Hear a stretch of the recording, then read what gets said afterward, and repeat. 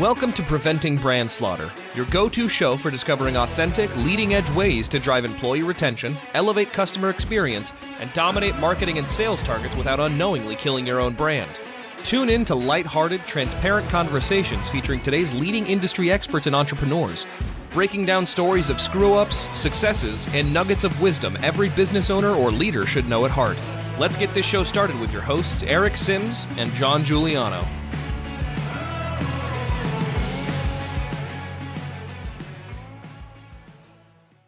Hey, Shane, welcome to the show. Thank you. Thank you for having me. No, we're excited to have you on the show. As I mentioned previously, you're the owner of Lugos Travel, and you've recently launched that Entrepreneurs Travel Club. A lot of other exciting things I think you do, but I think to level set with our audience, just tell us a little bit about Lugos Travel. Like, what is Lugos Travel? What do you guys do? Well, you know how planning international travel can be super stressful and takes a long time. And it's one of those things that people really like to travel, but they don't like the planning part of travel. Yes. Well, what my team and I do is we basically create a vacation from planning a vacation. So aside from the fact that you're going to have a fantastic vacation with private luxury trip for your family alone and the people that you go with, we're going to take care of all the details from the start to the finish, including so many things that make your life stress-free and easy. And that's essentially what we do, what we specialize in. Gotcha. So far more customization around that and hands-on with your customers, I would assume. It depends is, I guess, the way to answer that question. We used to do a lot more high touch custom. And what we've done is we've taken 12 years of lessons doing that. And we've created is sort of like a fast lane, if you will, for what we call our standard tours. They're still private. They're still highly specialized, but they're designed to be super fast to accommodate busy professionals and families who really don't have weeks to plan their vacation and put all that effort into it. Yeah. We can, what we're kind of doing is we're introducing a challenge to start your year and in 5 days plan 18 months of travel. Now, wow. Considering the fact that every other company in the world won't even be able to get you one proposal for one tour in 5 days, we're going to be leading the way to make things as easy as possible. That's awesome. I mean, that's impressive. To your point, planning travel it can be. It's not always, but most are not. For the average Joe, it's a nightmare. Like sifting through all the different websites on top of just trying to figure out where you're going to go, where should I stay, how are we going to get from point A to point B, where in the hell should we eat? Like, and again, like, I don't know how most people, I can speak for myself, and I've done a trip with you, so I can speak later to some of those specifics, but like, I'm not huge on like going on the kind of canned sandals type trips, like nothing against those. But when I go somewhere, like I want to know somewhere that's like where the locals go and where do people that really know the town go and where's there a really great restaurant and where's the best hotel. And, online, they all look great, right? Right. None of them advertise like, hey, we have bed bugs and we're really shitty at bringing you service. So, but we're a great deal. Yeah. Best price in town. We had 3 murders here last year and 6 kidnappings, but, so having somebody that's like hands-on. So when you're looking at doing some of that, I mean, I know that's an enormous amount of information, but I'm assuming you guys have like kind of a local touch of some of these areas as well. Well, Eric, one of the things that I really look at is trend lines over time. And so if you look at, let's say, 20 to 25 year timeline, what used to be is you had to have a travel professional to help you out because there wasn't the internet. You couldn't find the information that you wanted. So you really needed to have a professional. And I think in, the early 2000s, late 90s, the internet really started to change things and be able to give the democratization of information, if you will. Yeah. And the problem now that we're 20 years into that journey is not that there isn't enough information, it's that there's too much information. And so now the real value is not in being able to book hotels and transfers and all the stuff. It's actually in the curation. So it's knowing what to get and when to get it and when to spend this money versus when to do this and et cetera, et cetera. So we've really brought things in the industry full circle to be able to understand more about what is a value to our customer and what is going to be really, really good. Our experience is that people are really just stressed and busy in their lives. And so when you really start looking and dissecting at what the average American couple and family is looking at when they plan a vacation is, sifting through all of that data, picking between 4 different, let's say 2 different 4-star hotels that are a block away from each other, both have over 500 great reviews on, this platform or the other. How do you pick between the two? And what is the real difference between those? And what that couple and family is doing is spending an enormous amount of their personal time or professional time, even worse, to be able to sift through that data and figure it out.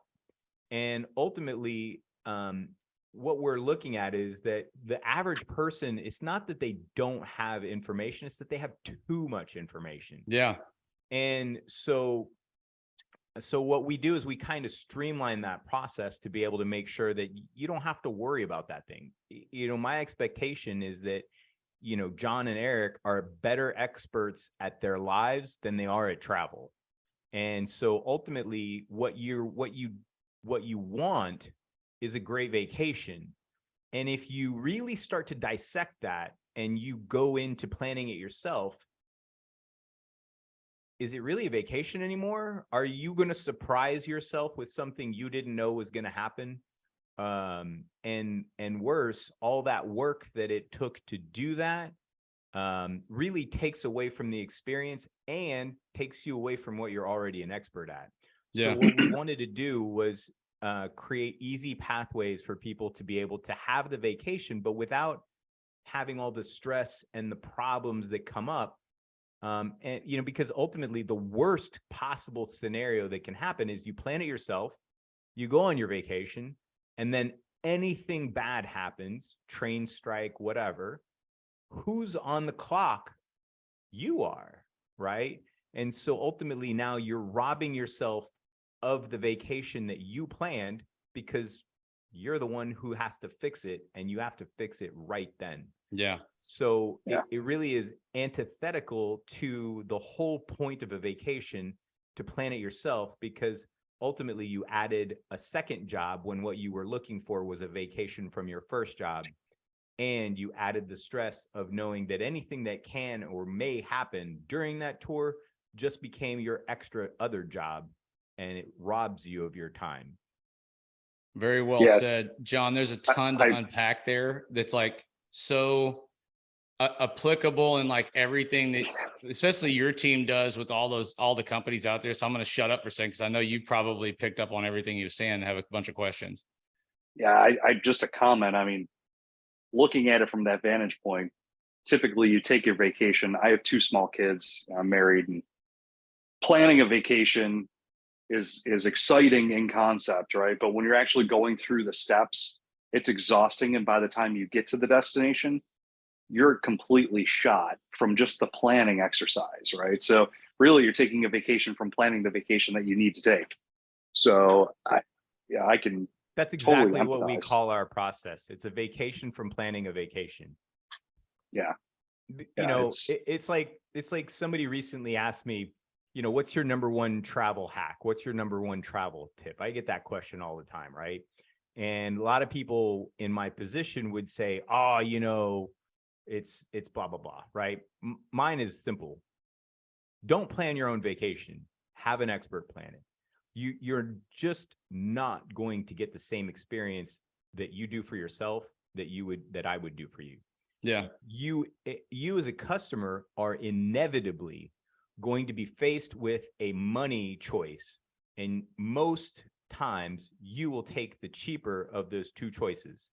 And ultimately what you do in that exact moment is you rob yourself of an experience that ultimately you would rather have in the moment, but because you're planning it 2-3 months ahead or 8 months ahead, you're like, we'll be okay without doing the blah, blah, blah. And ultimately, so I mean, it's funny, but ultimately I spend your money better than you do. And I do it for you in a way that makes your experience better. And, to touch on that just a touch further, wouldn't you like to be surprised on your vacation? Because you're not going to surprise yourself. You can't. Yeah. But I can. Yeah. Right. Well, I think that you've brought up two kind of interesting things, right? Like, and I think it's a different way to look at vacation and travel. And what I'm hearing you say is like, if you look at it more as like, I'm investing in myself, which is what you're doing, right? You're investing in a time off with your family or with yourself or with your friends or whatever it may be. Same as you would when you hand money over to a wealth management person and say, hey, I need you to figure out, take this money and do something more with it for me. I don't have the expertise, the time, or the energy to do it. And if I do it myself, I'm probably not going to do it as well as you would. Right.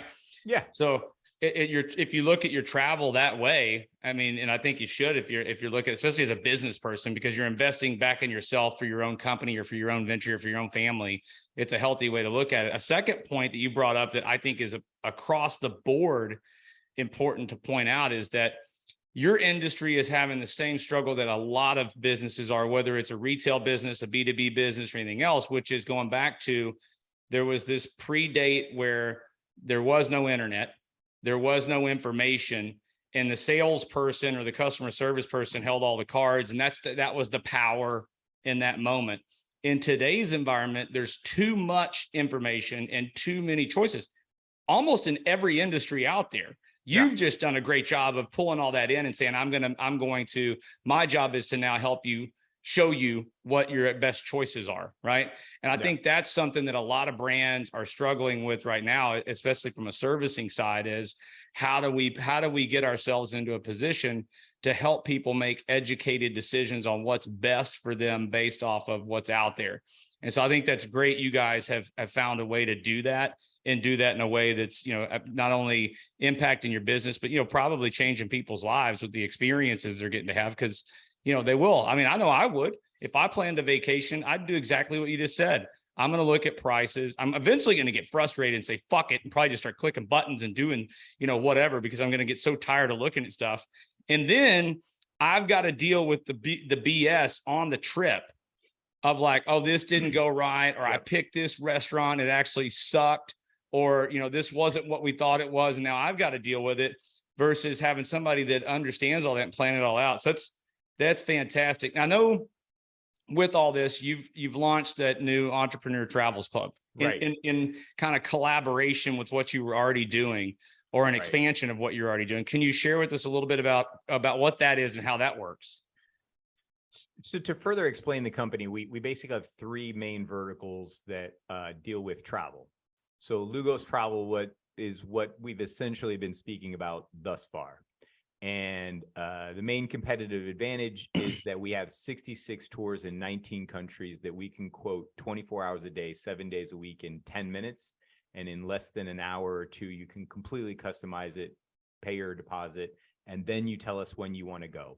It's the easiest possible system that exists, because everybody else is 3 to 5 business days, and that's just to get one proposal.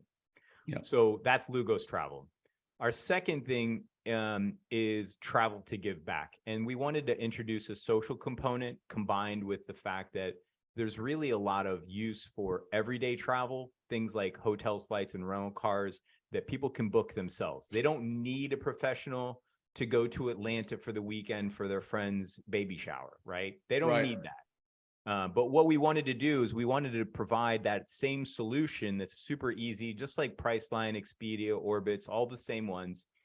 The difference is that we wanted to add the social component so that you could be a force for good in the lives of others. And while booking these things, you can start a completely free account. And once you have that account, you pick any of 1.3 million charities in the United States of America. And at zero additional cost to you, whatever commissions are earned, we will split 25% or more with that charity at no cost to the charity, no cost to you. So that's vertical number 2. And then, as you just touched on, vertical number 3 is brand spanking new, and the Entrepreneur Travel Club. And essentially, this was born because I had seen a distinct need in the entrepreneurship community to be able to find peers that that you can share ideas with.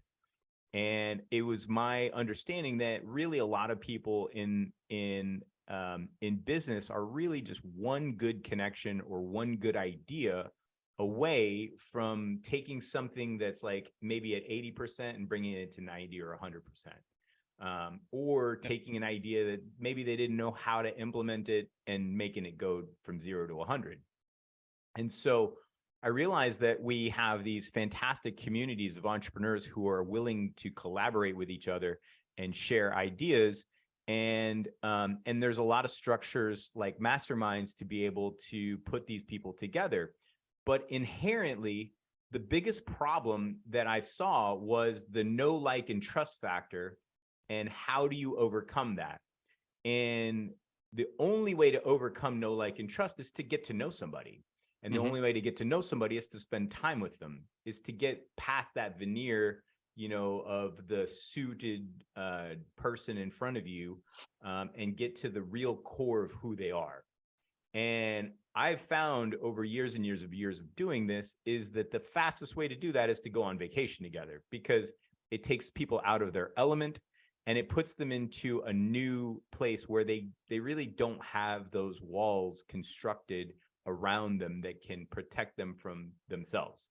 Yeah. So the good news is that you get to see the real people that you're with. The bad news is if you're not that good person, it's not going to work out very good for you. Right. Yeah.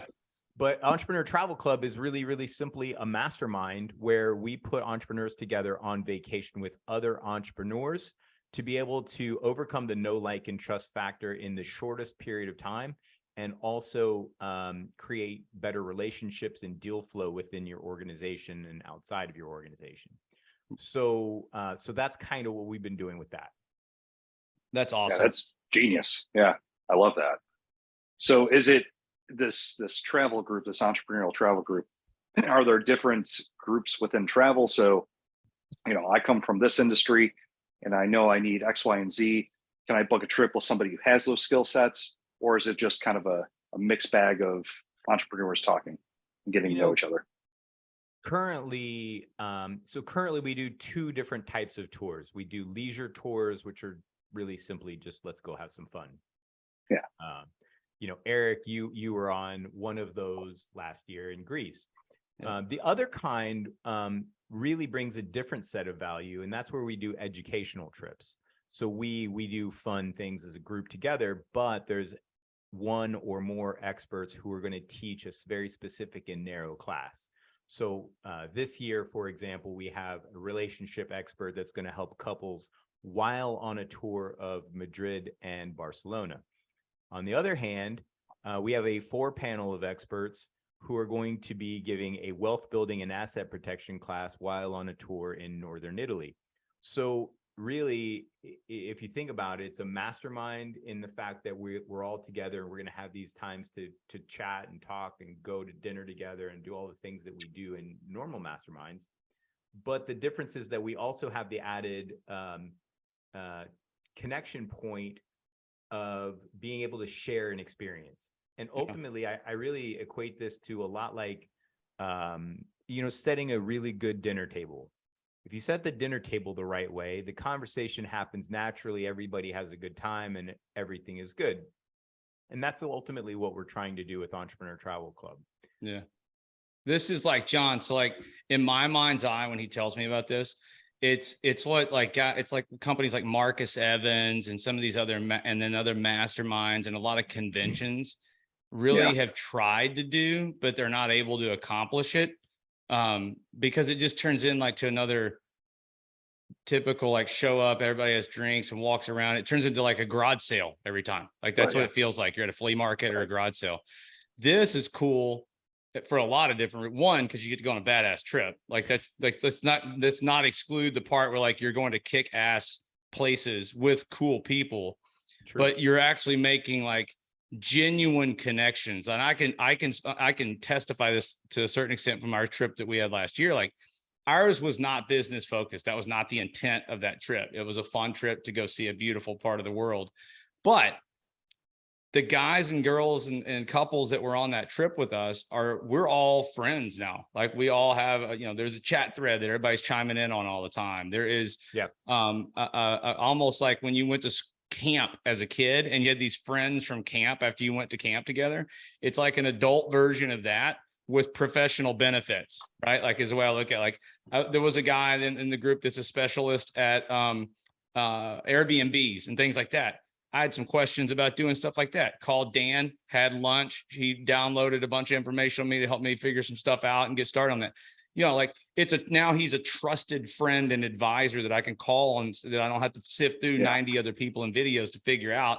To me, that's just a neat part of that, is that now I've gotten connected with some really, and like I said, on top of the fact, they're just cool people. Like they've got neat lives and they're good people. Yeah. So John, to kind of further refine what I said to your question is, it's not like you're like, I need a marketing company. Let me go on a trip and there's 6 other marketers, and I'm going to pick the one that I like the most. It's not like that. We have first come, first serve. So it's a member-based organization. So we charge a monthly membership fee. And that puts you into the mastermind structure. Now, I'm not a tax professional and I'm not trying to give tax advice, but as long as your business already can claim tax deductible travel expenses as part of a mastermind, you can already claim it with Entrepreneur Travel Club. Yep. So it is a way for some business owners to be able to have tax deductible travel as part of their thing. Now, what we do is we take people from multiple different industries and we put them together. And what Eric's lived experiences and mine matches from doing 2 years of these types of trips is you don't have to put people that are necessarily designed to play in the same sandbox, because there's so many different ideas that any given entrepreneur is going to be exploring. It could be personal investments, it could be professional investments, it could be this, it could be that. And so really it's just creating a community where we foster good conversations. Now, we can't guarantee that something is going to come of it, but it's our experience that you're going to come away with some good relationships and people that you can trust and who operate at a very high level, so that, you ultimately have a lot of value. It's my experience that when you put entrepreneurs together in the same room, they won't shut up about how great things are going and what they're working on and how this works and what they've been doing with this. And so ultimately, they're not, even though that's not true, Shane, they're very humble, quiet people typically. Yeah. Well, I don't mean that in a bad way, but I mean, ultimately, when we were in Greece, we were having lots of conversations about what we're doing and how does it work and what our challenges were. And even people who weren't in the specific same industry had insights into what could be done, you know, and, it's not to say that you have to do it, but it's just information. And so ultimately that's the value.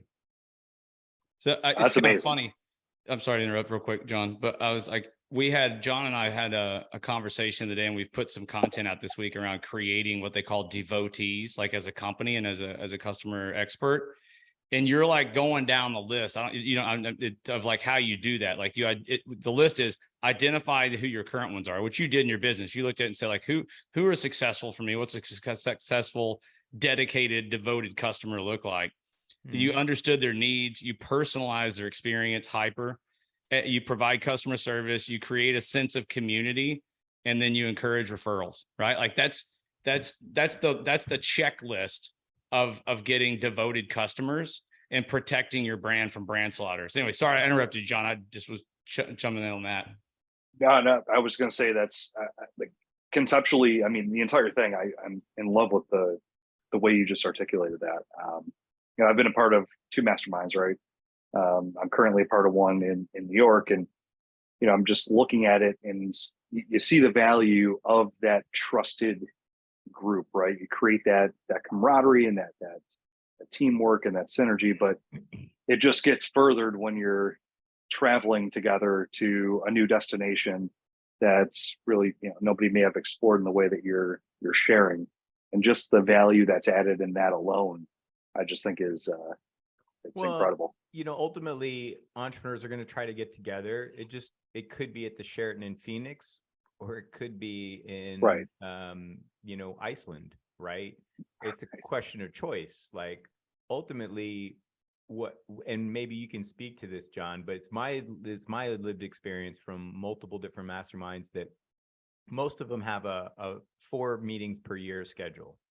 And so when you join, you are usually what I call under the ether, right? You're like, wow, look at all these amazing people in this room, high functioning, great conversations. And you're just like, your brain is like exploding with possibility of what could be, right?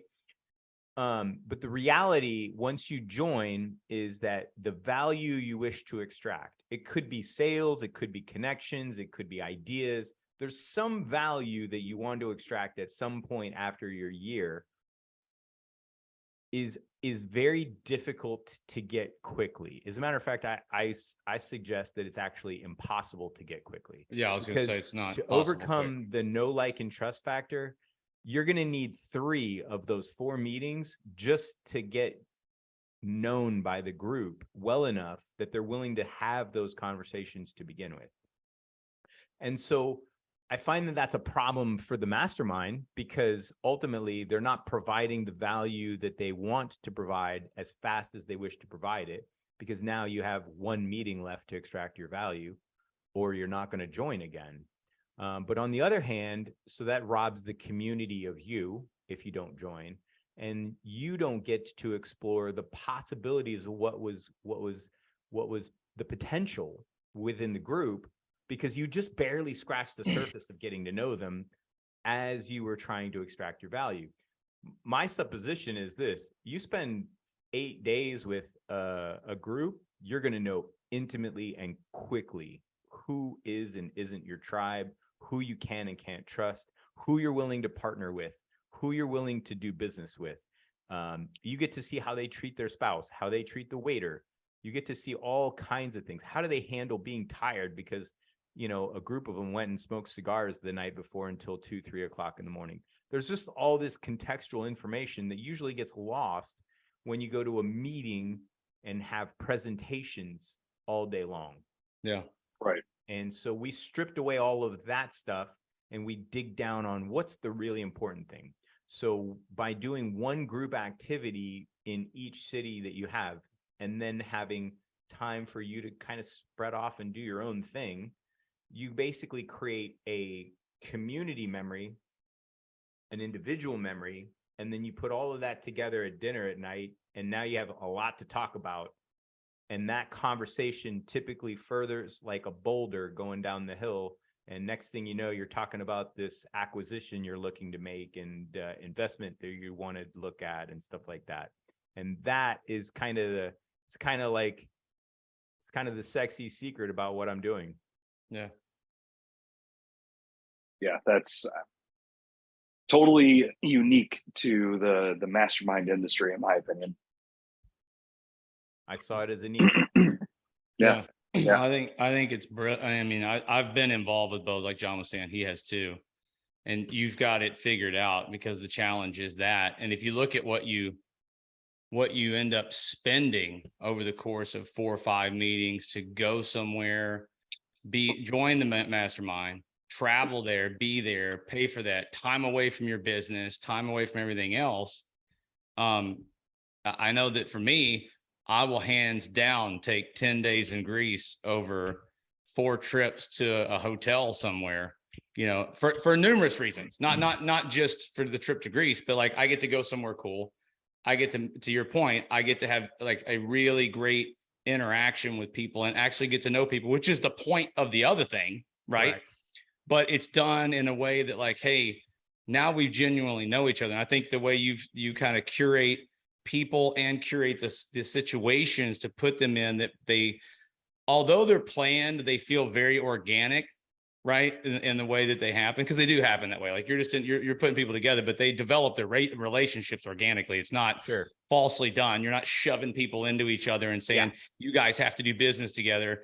It's, hey, here's a dinner, and at that time, some people hit it off heavily. Some people just becomes, friends. Some people may have, major business dealings that they can do with each other at some point in time, or, now or later. So perfect, kind of ecosystem for that to take place. So if to kind of bring back the conversation to the brand slaughter piece, I know, we're not talking about that, but I know that you've built and are continuing to build a very strong brand identity that you're very close to and want to protect quite a bit.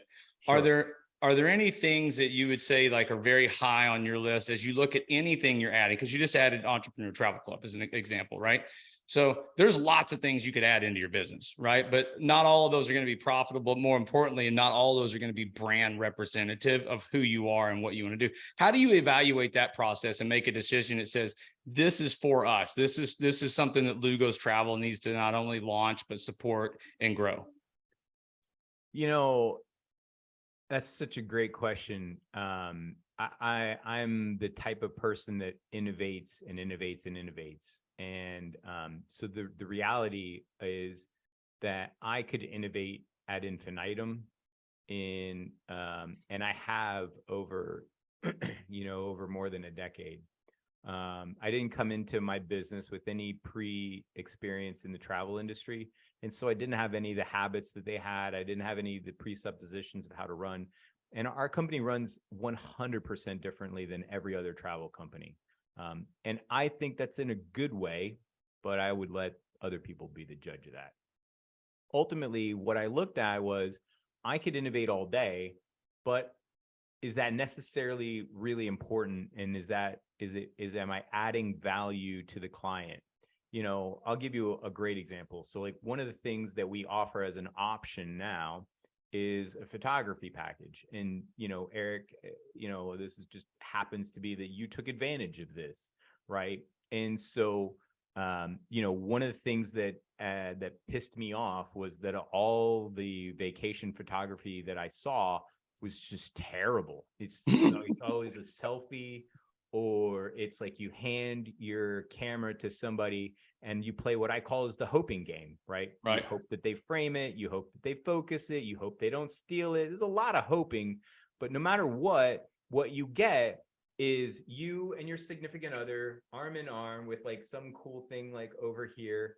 And like, it's a shitty picture. Like I consider them great for Facebook, but you would never, ever spend hundreds of dollars, put it on canvas, frame it, and put it in your living room. Yeah, like glorified green screen pictures, right? Basically. Right. Yeah. And so I really thought that this was an area that was a lot of missed opportunity, because people are spending a significant investment into their vacations and they're not doing it so that they don't remember it. Because ultimately, I really feel like, I've never seen a U-Haul behind a hearse, right? But what you do have is your memories and the things that you can talk about. And so ultimately, I knew that if I did tours well enough that you were going to spend hundreds of dollars to blow that picture up, put it on canvas, frame it, and put it in your living room, that was a really good vacation for you. But how do you create that moment? And so even though zero other companies on the planet offer this, we offer a photography package. Now, innovation wise, when I first came out with it, I was like, this is awesome. I'm including it 100% with all the tours. What I learned over time was that's not really important to everybody, right? And so the cost isn't something that everybody wants to bear. And so instead of making it something that was automatically included, we now just offer it as an option. So if you want it, you can do it for 1 day or 2 days or 3 days or whatever. And then you just pick however long you want to do it. And simply put, we hire professional photographers to follow you around in a paparazzi style photo shoot for 2 hours at a time. And we compile it into fantastic albums full of great pictures and or video. And then you have a real memory. You get all the digital stills and you can do with them whatever you want. I mean, we don't make you print them.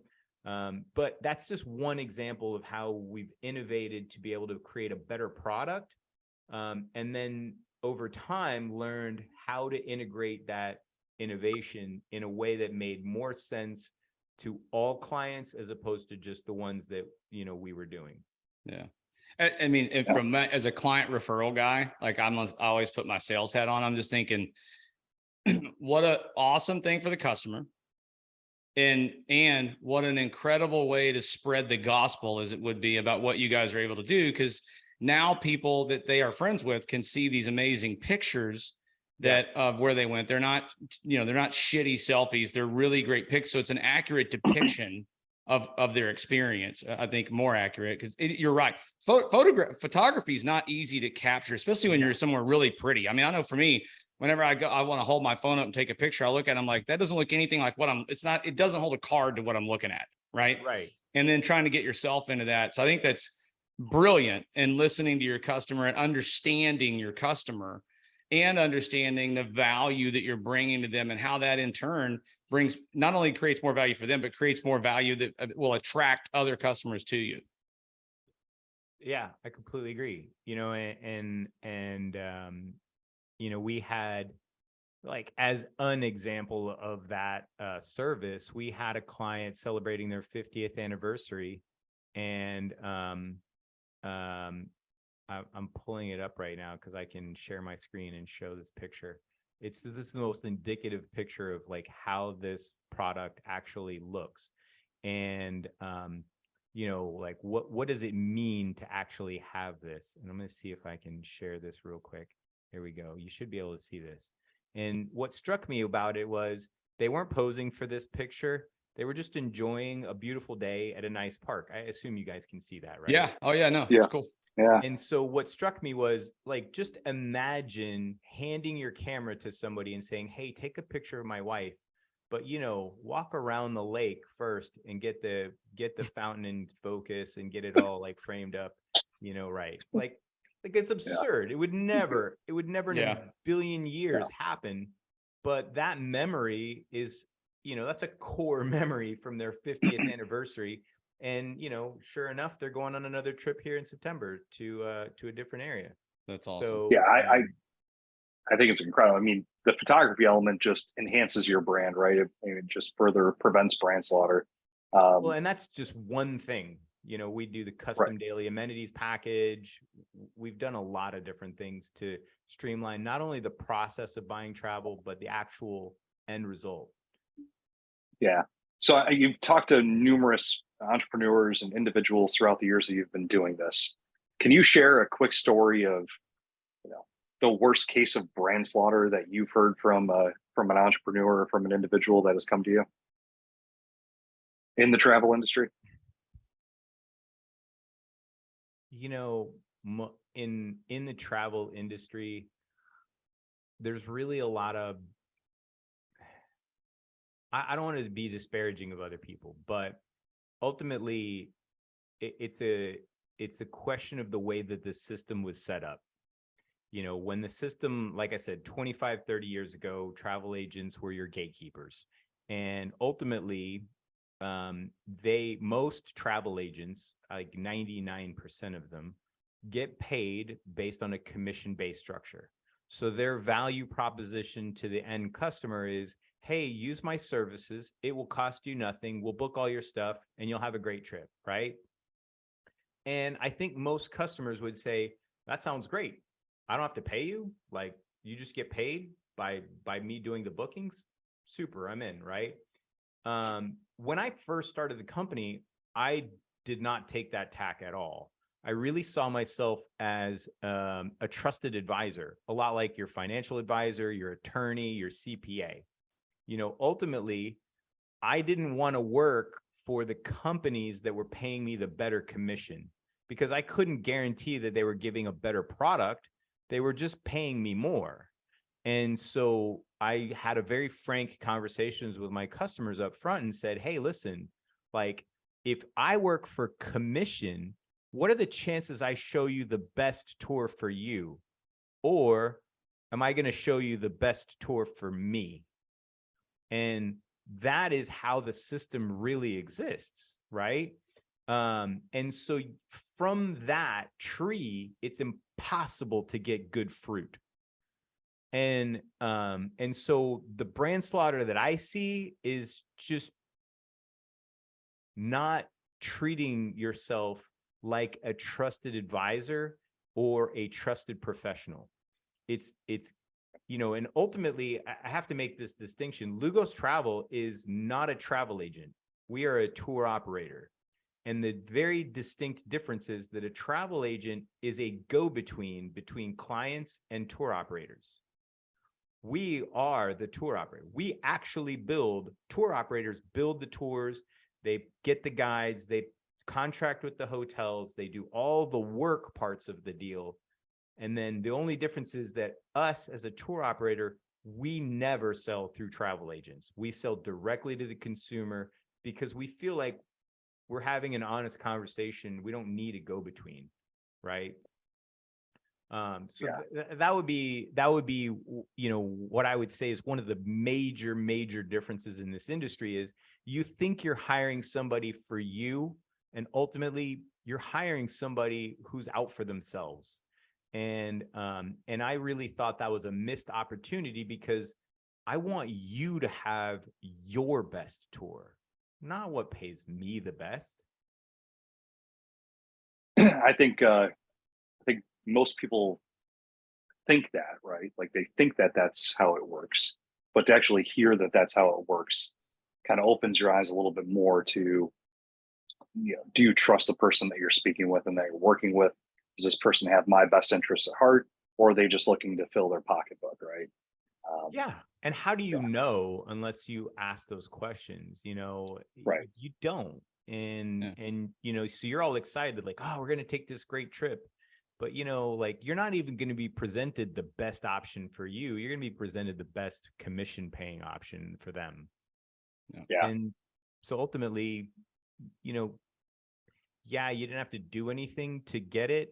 But it wasn't really the product you wanted to get anyway.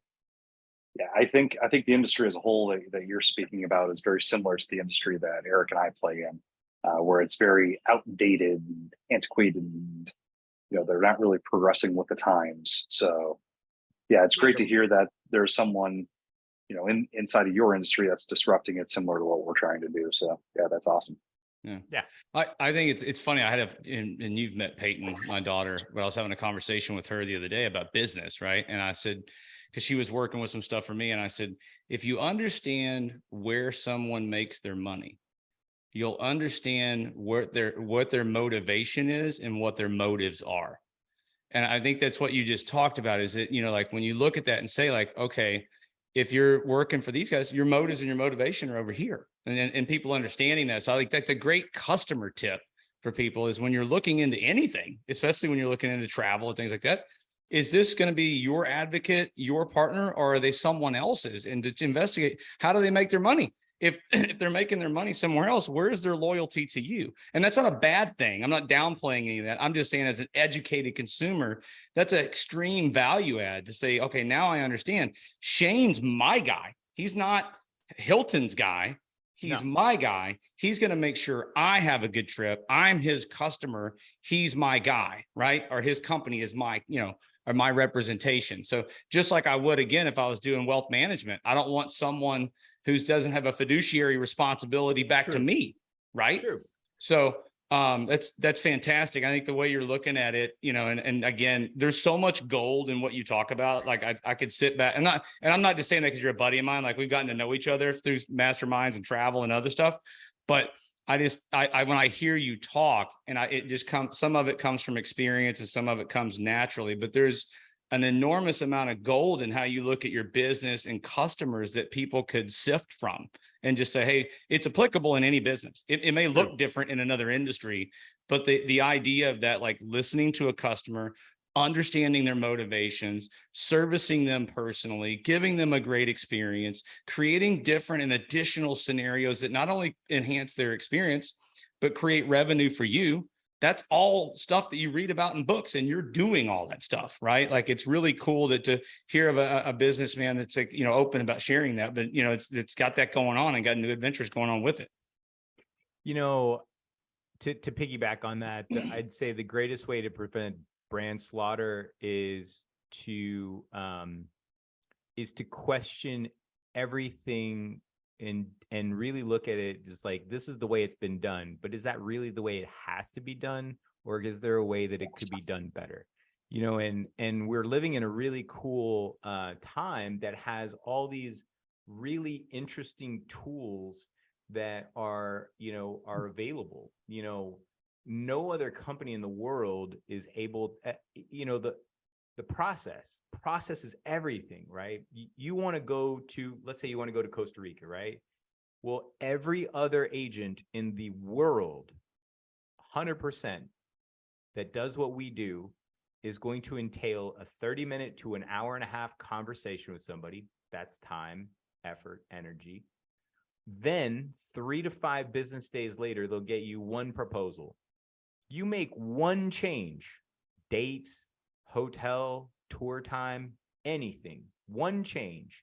It's another 3 to 5 business days before you get an update.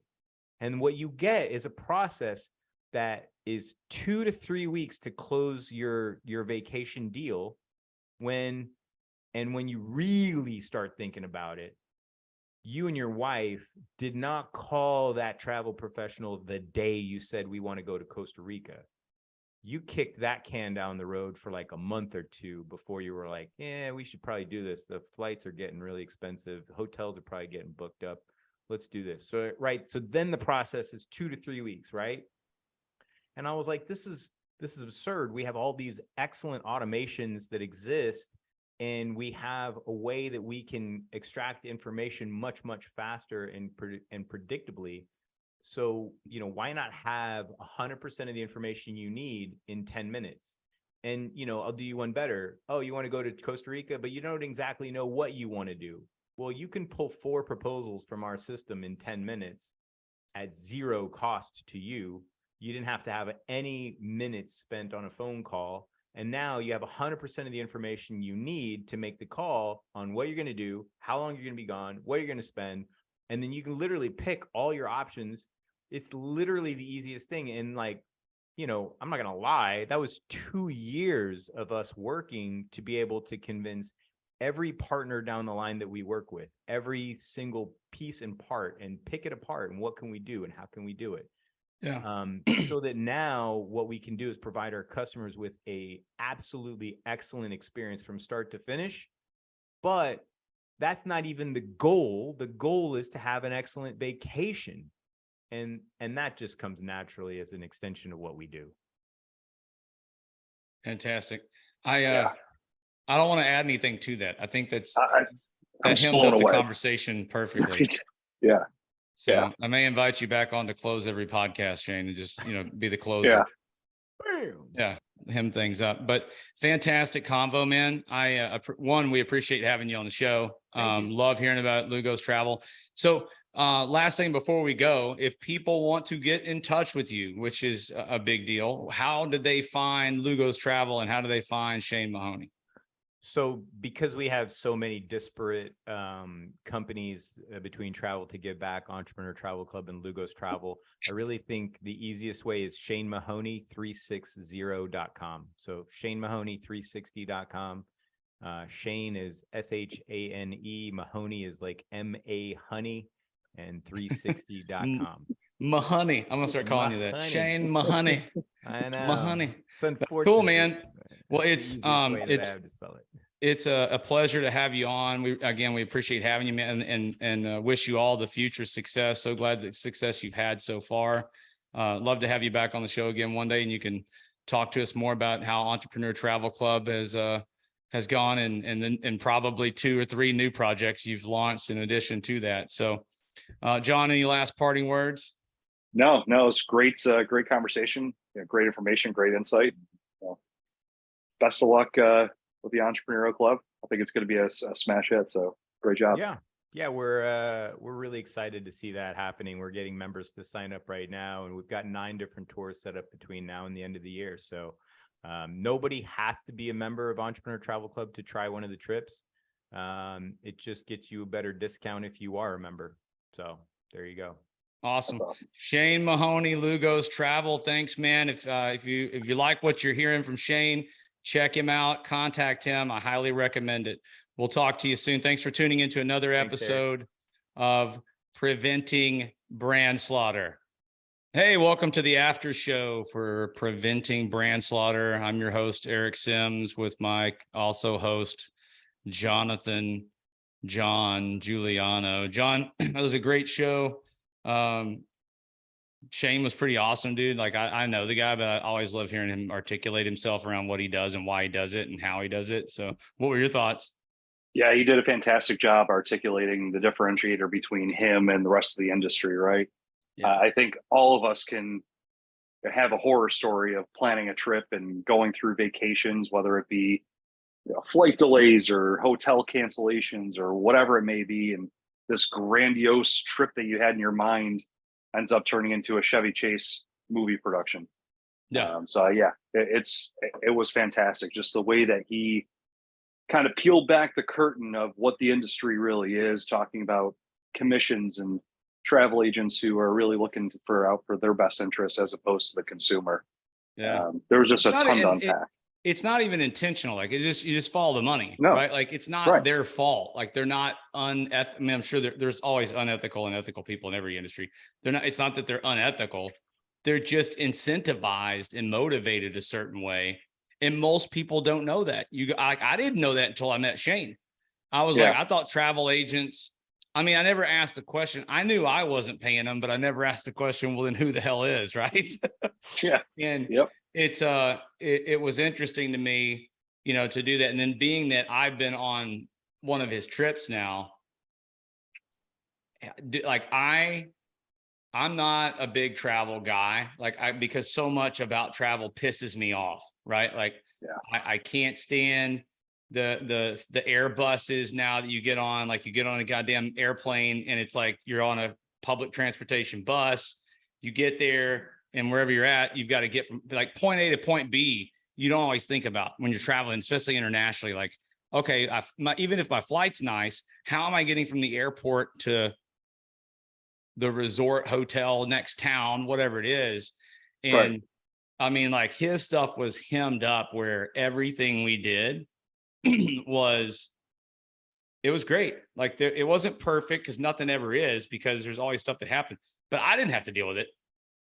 Like I didn't have to stop and deal with it. Like if there was anything that happened, like his team dealt with it like real time. Yeah. One thing that stood out to me from your trip as an example is, when you told me about it, in the back of my mind, I'm like, that's freaking awesome. But oh shit, he's going to go through a nightmare because now you have to plan the plane and the hotel, and God forbid if something doesn't happen, he's got to tackle all this. And then after hearing how your trip went and you didn't have to have that stress on your shoulders, it allowed you to connect better with your wife and with a group that you were with without that undue stress that travel typically puts on your shoulders. Yeah. So, yeah. I mean, like from a business standpoint, it enabled us to have ample choices in what we wanted to do. We still did what we wanted to do. We wanted to do it. Sometimes we were in the main group. There was, 11 couples. So there's 22 people on my trip, right? So there's 11 couples. We had a few dinners where everybody went. There were some where there was 3 couples. Sometimes there was 2 couples. Sometimes it was just my wife and I. And it's like, I'm running through Greece, and like, you've got your crew around town that you're like bumping into at this bar and have a drink over here. So just as a customer, it was just cool as shit. Like, to be able to go and enjoy the environment I was in, wherever that was, and have that sense of security also that somebody had my back and there were other people in town that I knew. Yeah. I mean, that's a great brand experience right there. You know, Yeah. if you look at your standardized trip, every vacation you have, you're going to have one form of brand slaughter somehow, some way, whether that's through the airline, through the hotel, or through the restaurants, or through the bars that you go, wherever you go, you're going to run into it. But the difference is you typically are responsible for handling the result of the brand slaughter, as opposed to having someone like Shane take that off your plate and not have to worry about it. Yep. So I think the one thing I wanted to key back in on and get your thoughts further on was something he brought up earlier in the conversation, which I still, again, it stuck out to me because it's just so universal, which is he's in an industry that's been around for a while. You know, it's travel industry's been around for a long time. He saw his industry needed to change and he made some changes, but what he saw change also was just the customer demand, the market space, everything. Like the fact that, again, at one point in time, getting information about traveling places was very difficult to do. You had to go to a travel agency to even find out what hotels were in a certain place and if you could even get there. Now, there's not a question of can I get there? There's not a question of are there hotels? I can Google that any day of the week and find 20 of them, you know. The question is, how do I sift through all this information and make good decisions? And so to me, that's one of the biggest challenges that organizations have today with customer experience and customer service. And even I'll bring in sales into that, because to us, I know we've talked about this, CX is the new sales. And what he's talking about is how you leverage that, because now I'm able to help somebody. I'm not the holder of the information. I'm the helper of sifting through that information so that you can make a decision that's best for you, your business, your family, or whatever it is you're looking for. But what are you guys seeing right now when you're looking at the customers you're dealing with? Because you're more on the front end than I am, of like the struggles that clients or even potential clients and businesses are having out there in regards to that. Yeah, from a client side, you know, the companies that come to us typically come with similar problems. You know, they've worked with an outsourcer in the past and they've overpromised, underdelivered. They have attrition issues. Subject matter expertise doesn't exist. So they're kind of sold this bag of goods and promised the world, and none of it gets delivered, right? So for us to enter into the conversation with a new partner, it's almost like entering a relationship with somebody who just came out of an abusive relationship. I kind of compare the two together. Yeah. The reason why is they have this feeling of, we like you, but this just happened to us. Don't just tell me you're not going to do this to me, but you got to continuously show me that you're not going to do it to me, right? So it's our job to prevent, you know, our own version of brand slaughter by going over and above what anyone else has ever promised them or didn't deliver, or anything like that. So we have to make sure that we over deliver on everything, just to earn that trust, build that trust, keep the brand intact. And by doing that, we're able to keep the trust. And now we can make recommendations on how to improve the overall experience of their customers. Because if we come in and just say, hey, you're doing this wrong, you're doing this wrong, you're doing this wrong, you're doing this wrong, you know, they're going to shut down. Yeah, as anybody would. Yeah. So we take a more systematic approach to how we can help improve the overall customer experience. From the customer standpoint, you see, you know, 20 years ago, you didn't have Discord, you didn't have Google, you didn't have Facebook, like you didn't have all of the social media forums that are out there right now. If you got a bad review, it was like through the Better Business Bureau, but it wasn't even public back then. Yeah. Nowadays, if I'm on a call and that call goes sideways with company A, I can go on Discord, I can go on Instagram, I can go on Snapchat, I can go on Facebook, I can go on Google, I can go on 30,000 different platforms and just air my story and just say how crappy my experience was with this company. Now, all of a sudden, other people that buy into that company or work with that company are reading this and saying, well, you know what? That didn't exactly happen to me, but something similar has happened to me. And now it creates doubt inside of the customer mind of maybe I shouldn't work with these guys. Maybe I need to go look at their competition. Yep. So it's just taking the framing the customer experience from building the trust within our partner, and then making intelligent decisions on how we can overhaul and improve the overall experience of their customer. Yeah. It's like the delta between customer devotion and customer doubt, right? Like Yeah. that's the transition you're trying to make. He was talking about, Shane was talking about just the kind of legacy version of the industry too. I think that's a major challenge for a lot of brands.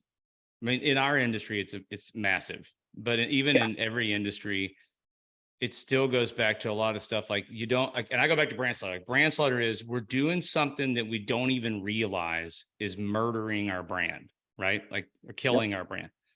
So one of the biggest killers is like, and I call it the death rattle of any business, is the whole, this is the way we've always done it, this is the way we do it mentality that even gets so imprinted on businesses that and granulated in their DNA that they don't even realize that they're saying it. It's like negative self-talk for a human being. Like you don't even realize you're saying these things to yourself because you've said them for so long. And so I think to me, that's another thing that he's capitalized on it. He was able to, as an outsider, to come in and identify it. But I think if I was giving like brand protection and brand slaughter prevention advice to anybody in the travel industry, but really any industry that's been in existence for longer than 10 minutes, is how do you take a step outside of what you've existingly been doing for the last year, 2 years, 5 years, 10 years, 20 years, 30 years, and look at it and say, is this just the same old shit we've always done? And it may not be fair to call it shit. It's stuff you've always done. And it may have brought you to the dance at one point in time. But again, what brought me to a dance, if you want to use that word, what brought me to a dance in 1960 and made me look good makes me look stupid at a dance in 2023. Right? Yeah. So I have to understand the signs of the times and the environment I'm in. Otherwise, I'm going to look like an old timer coming in and wondering why everybody's looking at me and this isn't working properly. Yeah. I mean, here's the real story, right? The companies that started in 1960, 1970, whatever, 80s, 90s, and they operated when they hell, even the apex, 2000s, even just 20 years ago, what everybody got to say is like, it used to move slower. Sorry to interrupt you, but it used to move slower. 20 years ago now, again, in the 80s wasn't a big deal. 20 years ago now is like 100 years ago. Yeah. 10 years ago now is 100 years ago. Yeah. To your point. I mean, but everything's moving so fast. Companies hit their apex. They hit their ceiling. They hit their zenith, right? They hit that crest where it's like, we're hitting on all cylinders. And that's where they stop growing because they think that that's the secret sauce to keep them growing.